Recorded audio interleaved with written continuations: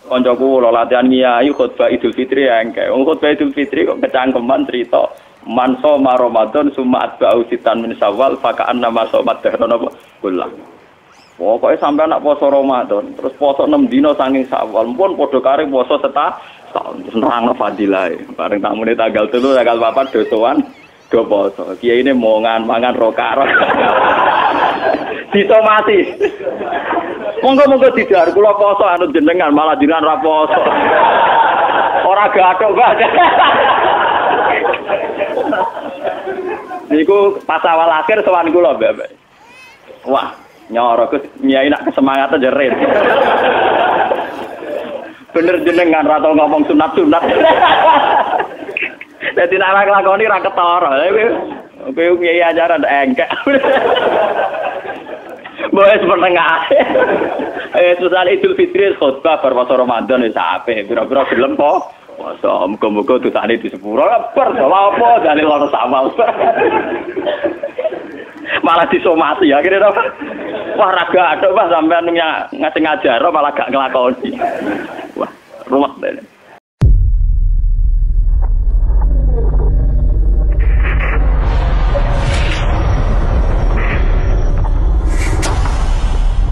Sing badhe kula terangaken masalah-masalah kebenaran yang malah menjadi tragis untuk agama. Kesalehan-kesalehan yang justru menjadi tragis bagi napa? Agama. Niku zaman Rasulullah disebut kaum Khawarij. Tiang-tiang Khawarij niku saleh kok. Sedina-dinane mau deres Quran tok salat tok.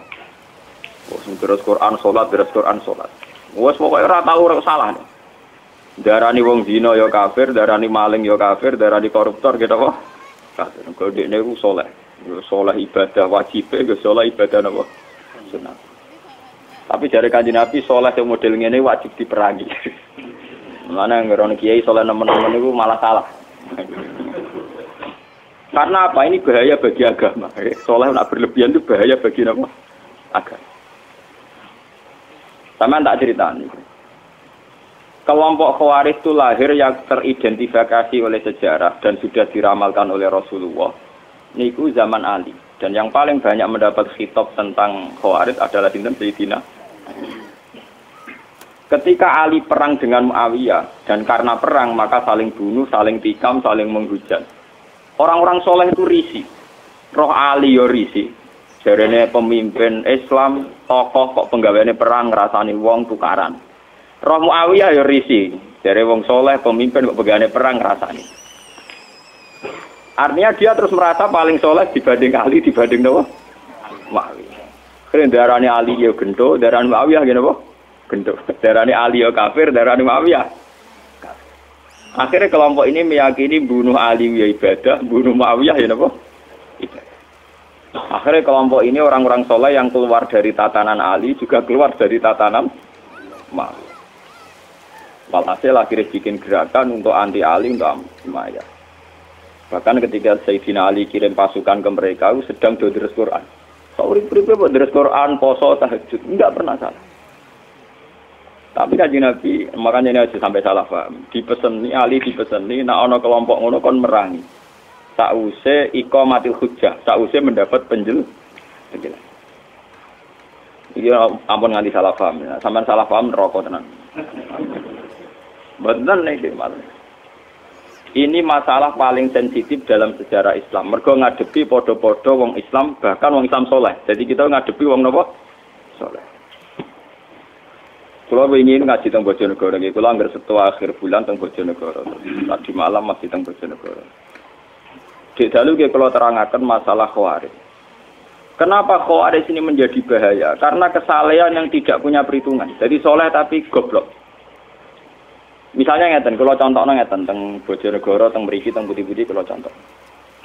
Misalnya tentang perempuan itu dianggap fitnah. Semua tragedi sosial karena perempuan.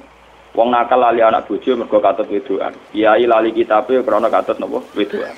Pejabat lali tugas kewajibane katut napa wedokan. Sehingga kesalahan yang namanya perempuan itu divonis semuanya serba hitam. Harus dijauhi, harus apa. Tapi yang dia tidak menyadari kesalahan ini tanpa perhitungan. Ketika wong soleh menjauhi perempuan, ini artinya perempuan didekati wong dolim dan produksinya mesti produksi wong dolim.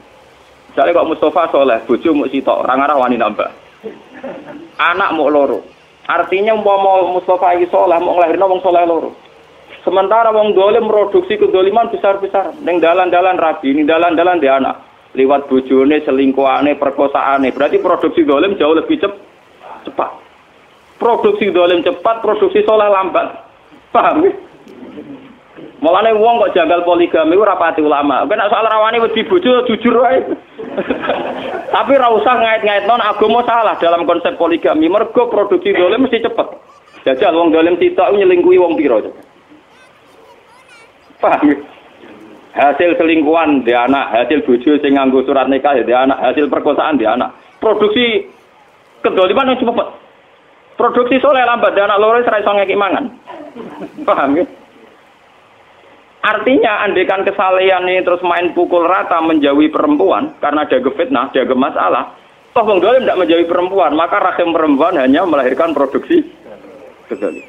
Begitu juga menyangkut harta. Wong kudu ado duwe, ado macam-macam. Sing sugih wong dolim, mergo ora menghindari harta. Sing saleh kuwere. Sing dolim yo karyawan wakeh. Bisa gawe kelompok niklab, kelompok macam-macam kelabing, kelompok senam sing aneh-aneh. Sing saleh kuwere, kok gawe kelompok, nggo ngripi awake dhewe mengkas mengki. Paham? Sehingga kesalehan anti harta punya akibat begini, nanti ke depan punya akibat. Begitu juga menyangkut pangkat. Sing dolim kompetisi kepengen jabat, akhirnya jadi bupati, wakil bupati, DPR. Sing soleh malam belesek, ketua RTW rapaju. Paham? Padahal dalam undang-undang tentu yang menentukan yang punya otoritas. Sing di otoritas dolim kah? Kabeh. Akhirnya pornografi gak kriminal, semua kesalahan gak kriminal. Sing soleh belesek, RTW rapaju. Delik ning gunung wis wae wong, gasap dekne moh ora pusing. Nah, kesalehan khawarij itu nanti punya akibat demikian. Andikan ditoleransi punya akibat demikian. Maka Nabi pesan yang Ali, orang itu harus kamu lawan. Bahaya bagi agama. Kelompok kesalehan sampai menghancurkan sendi-sendi kehidupan itu harus dibunuh. Karena bahaya bagi agama. Kesalehan tapi bikin kekacau. Nah itu khawarij. Pulau ini berkali-kali istikharah. Kenapa seorang Rasul yang terhormat? Ya, kenapa seorang Rasul yang terhormat oleh Allah Subhanahu Wa Taala disifati resmi disori hil alfat ya dalam teori usul fikih kalau soreh itu layak balul mafhum harus difahami demikian. Artinya tidak mungkin salah karena lafadznya apa eksplisit apa soreh. Wa ma arsalna qablaka minal mursalina illa innahum layakuluna ta'ama wa yamshuna fil aswaq. Saya tidak pernah ngutus seorang Rasul kecuali punya tradisi ya doyan sego. Layak kuluna tamu ya doyan mangan. Wayam sunafil aswaq seneng mlaku-mlaku ning pasar. Paham? Wayam sunafil aswaq maknane seneng mlaku-mlaku teng napa? Kula nu berkali-kali ngaji teng Sarang, padahal Sarang daerah basis pesantren. Saya itu ngomong bahwa seorang ulama itu wajib kadang-kadang jalan-jalan di pasar, ning terminal kok ini dalan-dalan, sing wong akeh. Kenapa? Karena kalau seorang ulama, seorang nabi, seorang wali, orang-orang soleh itu tidak mengakui proses sosial yang bernama transaksi, itu akan bahaya bagi agama. Dia akan bahaya bagi. Sekarang tidak ada kriminalitas pencurian, penggarongan, penyabutan, pengemplangan dan sebagainya itu baru kayak pasar. Karena pasar ini masih sesuai fitratallahi allati fataran nasa alaih. Di mana manusia ingin memiliki sesuatu harus lewat transaksi. Nah, kepengen untuk gedang goreng kudu tuku lewat transaksi. Kepengen untuk gula ya harus tuku lewat transaksi. Ingin memiliki sesuatu juga harus beli lewat transaksi. Dengan demikian ada ketertiban umum. Lah, memiliki sesuatu ingin lewat transaksi itu fitrah Allah, sunnah manusia. Karena mereka risih dengan yang namanya maling, garong, jambret. Coba kalau tidak ada pasar, orang ingin mendapat sesuatu lewat garong, lewat menjahat dan sebagainya, maka dunia akan kacau. Dan tugas seorang Rasul adalah mengakui proses fitrah, proses kultur manusia yang sudah benar, yaitu ingin memiliki sesuatu lewat transaksi. Karena ini menjadi stabil, negara menjadi stabil, komunitas menjadi stabil. Sebab itu Allah dawuh wa khalawul bi'a wa karramat riba. Allah sangat menganjurkan yang namanya transaksi. Yaitu orang memiliki sesuatu lewat apa? Transaksi. Kenapa Rasul sampai didesain sedemikian oleh Allah Subhanahu wa taala? Kalau ndak, nanti agama dikira hanya urusan i'tikaf, urusan tahajud, urusan qiyamul lail, urusan puasa sunnah.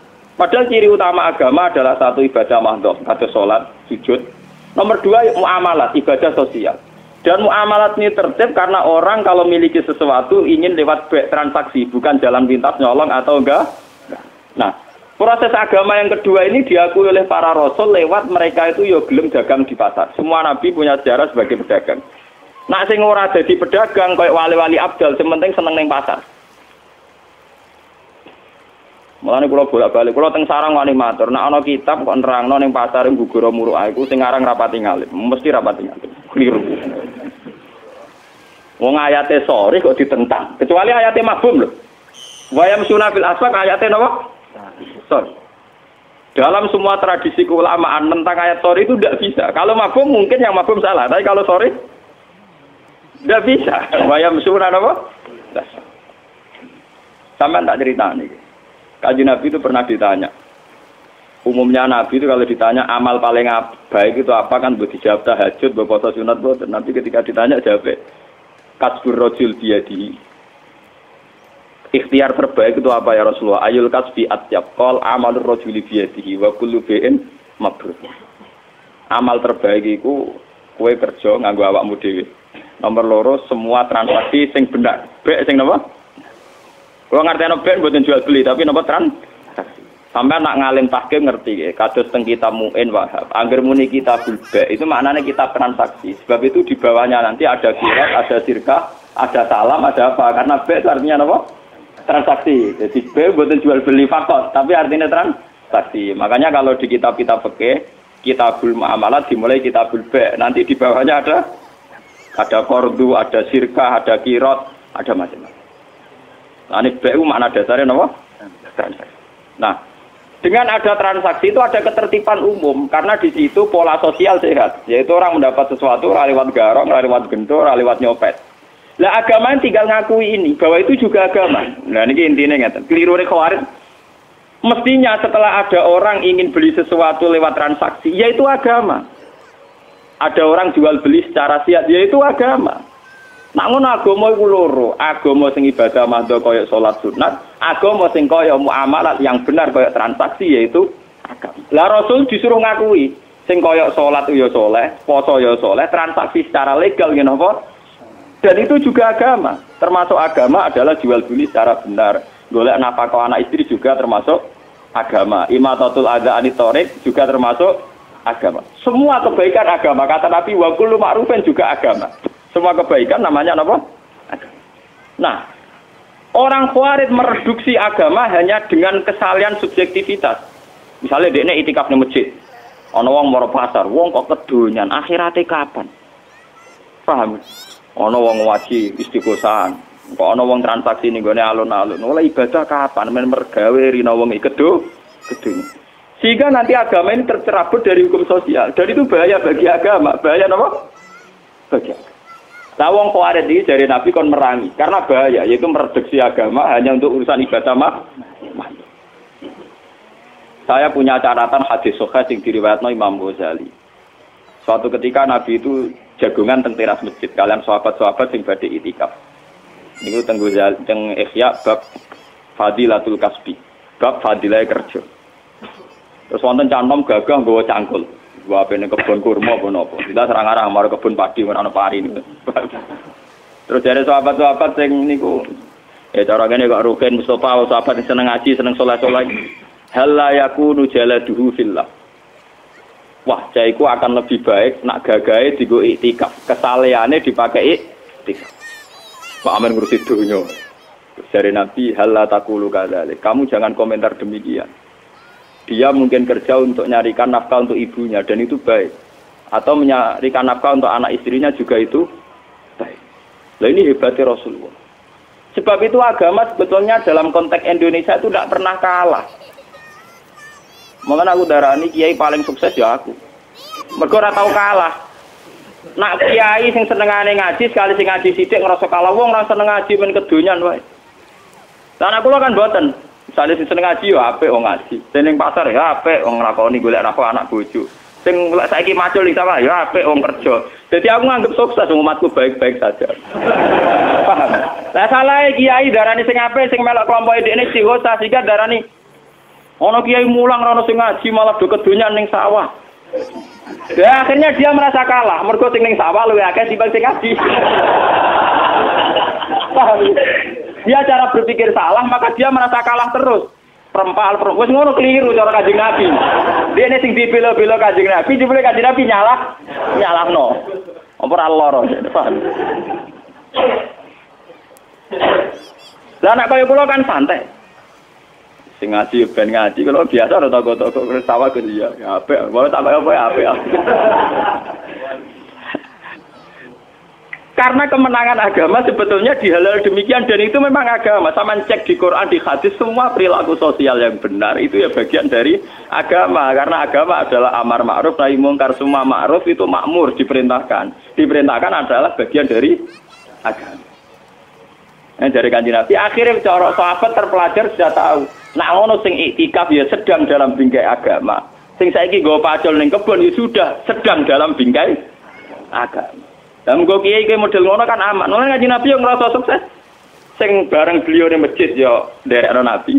Sing ning pasar ning dalan-dalan ning gone sawah yo derekno Nabi iku ya ajarane. Malah nabine menangan to. Sing ning sawah yo nglakoni ajaran Nabi golek nafkah. Sing ning pasar yo nglakoni ajaran Nabi golek nafkah. Sing ning terminal dadi kernet dadi supir yo nglakoni ajaran Nabi. Lho sing ora ada Nabi kan jiwite wong iku ora ajaran. Sak mergawene tetep ajarane Nabi lho campur ada. Lho nek bedane rodo iku ora ajarane Nabi. Nabi kan Nabi wong apik roh ya kerjane to. Nakale kowe mbok ora roh ya. Paham gene iki sing. Lho umpama kebenaran nuruti khawarid iku kebenaran mau anane ning nggon ngaji, nggon istighosah, nggon sebab itu Quran itu hampir berapa persen, 50% lebih cerita muamalat. Karena muamalat adalah bagian dari malah dari Nabi wa kullu bai'in mabrur dan semua transaksi itu termasuk afdalul kasbi, termasuk ibadah terbaik. Paham? Niki penting kula aturaken. Mergo sakniki niku kathah nganggo ukuran kesalian sing ideal. Nggih, nganggo ukuran kesalian sing ideal. Akhirnya banyak masalah. Wong saleh kok diukur ideal.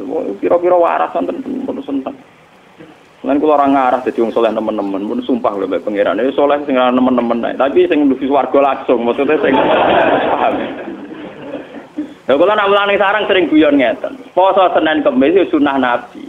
Tapi sunah Nabi ra poso Senin Kamis tok. Nabi juga sering nunjukno ra poso Senin Kamis, go nunjukno ora wajib. Nah ngono poso Senin Kamis ya sunah Nabi, kadang-kadang ninggal sunat iku ya sunah Nabi.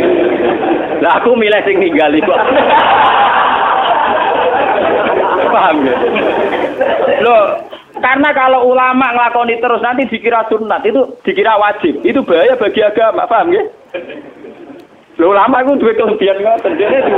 Dene duwe iskal untuk niru Nabi komplit, yo niru nglakonine, yo niru ninggal. Loh, kata siapa ninggal tidak bagian sunnah Nabi? Karena kalau kesunatan dilakukan terus akan jadi khawarij. Nanti dikira wajib. Dan itu bahaya bagi agama. Sesuatu yang sunat dikira wajib. Umpama Kanjeng Nabi duha terus, Kanjeng Nabi tahajud terus, qobliyah ba'diyah terus. Bahaya entek waktu ning wong Islam. Nglakoni sunnah. Lha Nabi duhane misale 8 rakaat. Tahajud sing terkenal mbek witir 11 rakaat. Ayo sampean. Qobliyah dhuwur riwayat sing sahih 4 rakaat. Ba'diyah 4 rakaat. Asar qobliyah 4 rakaat. Barasar salat kriminal cara fikih. Nak qobliyah maghrib ora pati muakkadah. Lan nglakoni itu kok bodho aja nih cek sunat. Tapi kok tersangka. Dadi nek kowe salat qobliyah maghrib kesane ra ora ngaji. Padahal ya sunat cuma ora muakkadah. Terus antaranya maghrib ke isya Nabi sholat ngenteni isya disebut sholat wajib. Tapi itu semua dilakukan Nabi hanya sering melakukan juga sering meninggalkan. Umpama Nabi ngelakoni terus pasti dikira wajib. Mana kalau ngomong tentang santri-santri, jangan kira orang kayak saya tidak melakukan sunnah Nabi. Saya melakukan sunnah Nabi. Cuma diperhitungkan milih sing gampang. Itu soalnya aku diperhitungkan jadi milih sing apa? Sing. Paham ya? Aja kaya kancaku lho latihan kiai khutbah Idul Fitri engke. Wong khutbah Idul Fitri kok kecangkeman cerita man shoma Ramadan summa atba'u sitan min Syawal fa ka'anna ma shomat dahran apa kullah. Pokoke sampe anak poso Ramadan, terus poso 6 dina saking Syawal, pun padha kare poso setahun terus nerangno fadilahe. Bareng tamune tanggal 3 tanggal 4 dosowan do poso. Kiai ini mongan mangan roka-rok. Disomati. Monggo-monggo didhar kula poso anut jenengan malah jenengan ra poso. Ora gathok, Mbah. Niku pas awal akhir sowan kula, Mbak. Wah, nyoro ke nyai nak kesemangatan jerit. Bener jenengan ra tau ngomong sunat-sunat. Dadi nek lakoni ra ketara. Kowe nyai ajaran engkek. Boleh setengah. Susah Idul Fitri khutbah berpuasa Ramadan wis apik. Pira-pira gelem po. Puasa muga-muga dosane di sepuro. Ber apa dalil ana sawal. Malah disomasi ya kira to. Wah ra gathok Pak sampean ngasih ngajar malah gak nglakoni. Wah, ruwet dene. Paham ya? Jadi kesalehan-kesalehan yang over itu akan bahaya bagi agama. Ya akan bahaya bagi nopo? Karena agama nanti kayak apa ya? Kayak melukai hukum sosial. Misalnya sampai nomor 1 no Quran. Terus gerak Quran bar maghrib misalnya. Wa anak menangis gak mbok urusi. Bojo njuk tulung ora mbok urusi. Alasan uang lagi terus Quran nomor 1, cek anak loro, cek anak nangis ra urusanku. Berarti kowe demi Quran tapi melukai hukum sosial. Sementara Quran yang kamu baca itu artinya wa ahsinu innallaha yuhibbul muhsinin. Lakukan kebaikan. Allah mencintai sesuatu yang mulane Sayyidina Ali ngomong ketika mau keluar dari Quran. Kon bela sing bener ra gelem tetep maca Quran. Quran iku ora iso ngongkon, sing iso nerangno ulama. Kekakuan. Padoro babiyahi kaza. Niku tegere riwayat padoro babiyahi kaza alal mushaf. Mushaf dibuku iki Sayyidina Ali. Lah iya Quran sing mbok waca iku ngongkon kowe nulung ora. Loh iya kan lucu toh, misalnya sama deres Quran anak-anak nangis. Perkara njuk susu mbok apa. Terus kowe mau nulung karena nomor 3 ana Quran, nomor 2 ana anak. Lah wong saleh model khawaris ngoten niku, cara berpikir ngoten niku. Toh saat kowe nulung anak iya jek deres Quran, mergo kowe nulung anak ya perintahe Quran. Ngapiki bojo ya atas nama perintahe. Toh kamu tidak perlu lepas dari Quran kan saat nulung anak, memperintah Allah wa ahsinu innallaha yuhibbul. Misalnya kula deres Quran ana tamu misalnya Mustafa Barukin tuh Assalamualaikum Gus kula nuwun. Lho aku mesti kere kok Rukin yo ngakoni Quran, jare Quran kok sakake fikir. Itu kan paham. Ora kok kula tetep deres Quran wacana Rukin makhluk nomor piro iku. Lah kesaleane kuwarit ngene iku, paham lho? Paham ya? Bahaya kesalahan model ngono napa? Mulane Abdul Qasim Al-Junaidi termasuk tokoh tarekah paling diikuti sinten Abdul Qasim Al-Junaidi. Dia punya tradisi poso terus. Wah, sak urip-uripe poso, terkenale. Jebule santrine sering roh dekne ku mangan. Ayo dekne wis ditakoki. Kulo jenengan poso terus, tapi jebule nek wonten tamu nggih mangan. Gak aku mangan baturi tamu, gajare ora kalah mbek nerus napa? Poso. Dadi sanut e ulama sing ngono-ngono. Paham? Tapi perasaane dekne tetep poso karena batalnya poso ora krana nuruti nafsu, krana hormatan. Pertamune mulai tetep biasa iki terus napa kan. Ora kadung batal rokokan terus. Wis kadung ra poso, menisan rokokan terus ora ngono maksud. Ya sekadar pas paham kan? Lho kok ya. Oh, kok.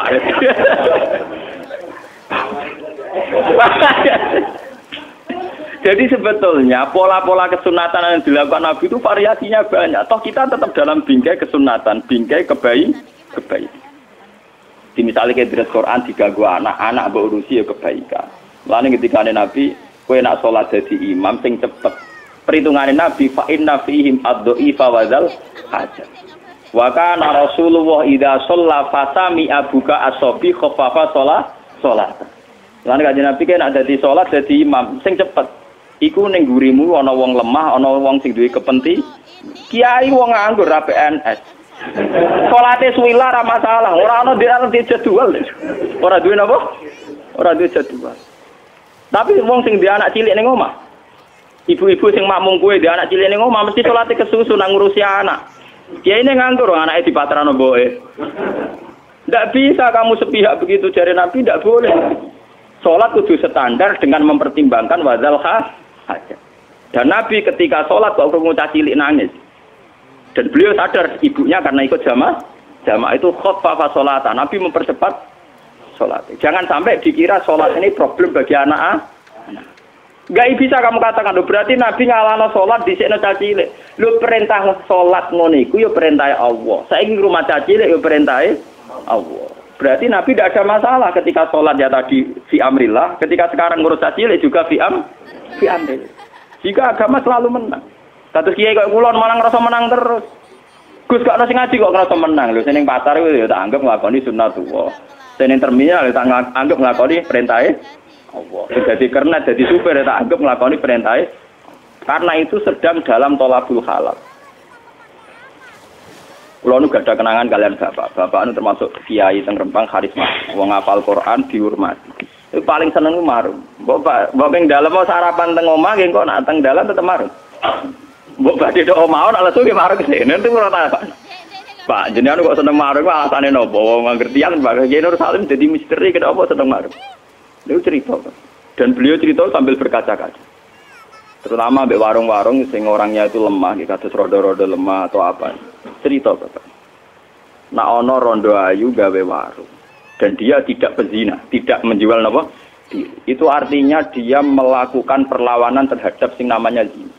Wong nganti buka warung, artinya mau nyolong, mau menjual diri sebagai pezina, mau korupsi. Dia inginnya berdagang secara normal, itu artinya tolabul halal. Jadi setiap wong sing buka toko, buka warung, artinya orang yang melawan kezinaan, melawan maling, melawan penjahat. Karena dia ingin mencari nafkah lewat jalan nur. Dan itu sangat menolong agama, sangat menolong. Jadi sing ibadah ora sing tahajud tok. Wong sing jaga warung nunggoni warunge, nunggoni tokone ya ibadah. Karena iku artine melawan maling, melawan sistem-sistem cara-cara sing kotor. Padahal kita tahu ciri utama agama adalah tarkul haram. Ciri utama agama mau loro tok, fi'lul wajib kok salat, nomor 2 tarkul haram. Dan tarkul haram dalam masalah rezeki tentu implementasinya diwujudkan lewat duwe warung, duwe toko, paham nggih? Ya lewat nernak jarum barang cara ki Fuad iku terus cara roken nggih piring Jepang. Iku ora nilai piring Jepang, nilai perlawanan terhadap ora gelem nyopet. Paham? Rai-rai potongan nyopet nak wis terus mergawe ora sida nyopet.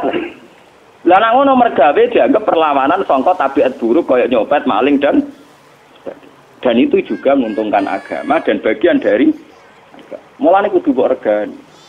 Ora kok malah kiai fatwa kiai marung buak muruah. Iku cara bapak wah paling gak berkenan ngono wah wengkar banget. Wong anak kula niku kula cerita bolak-balik teng mriki. Anak kula cara teng desa kula termasuk wong mapan. Niku nak jajan teng SDTK kira-kira ora pati doyan. Tapi tetep tak jajan negeri se tak sangoni tak kenjen. Kak kula nanti protes. Wong mboten dipangan kok dituku ra israf.